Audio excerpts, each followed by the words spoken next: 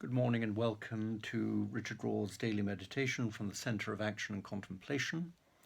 The theme for this week is community, and the title of today's meditation, today being Thursday, May the 7th, 2020, is Jesus' Social Program.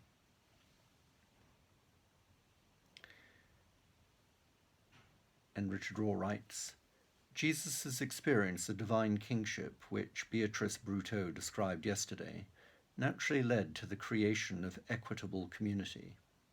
His community was very different than the larger society in which he lived, and the individualistic, largely unfettered capitalist society in which we live today. In fact, Jesus' community looks very similar to the network of mutual aid which we are springing up to help one another during this global pandemic.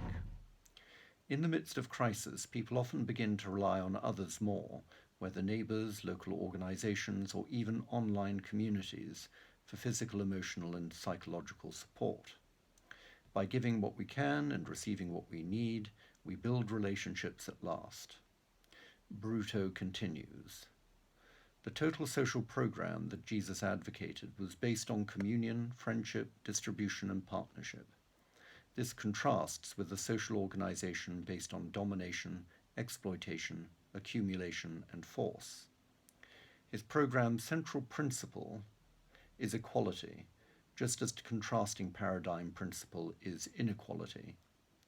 The latter is vertically ordered by power over. The former is horizontally ordered by sharing and mutual care.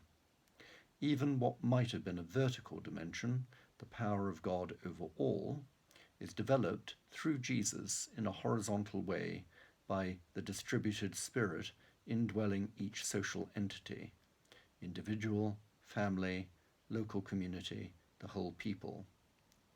This distribution of the God-expressing spirit implies that people must be in active partnership with God at all points.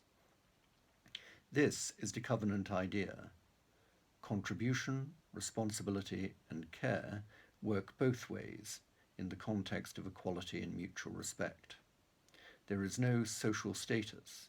All persons are respected equally, while particular gifts and expertise organize collective activity appropriately for the benefit of all.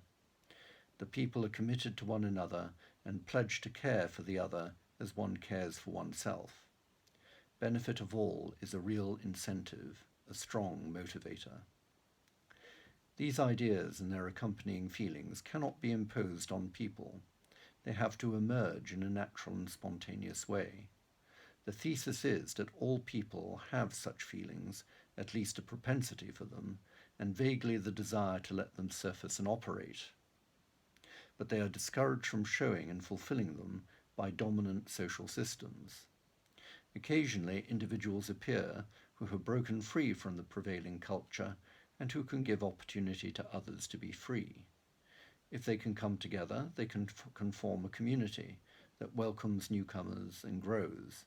Their cooperative lifestyle makes for stronger community, unity, than the selfishness, suspicion, competition, and hostility of the lifestyle they have left behind. The type of community that Beatrice Brutto describes is an essential part of the Jesus program. It flows naturally from the recognition of God's presence within each and every individual and all of creation.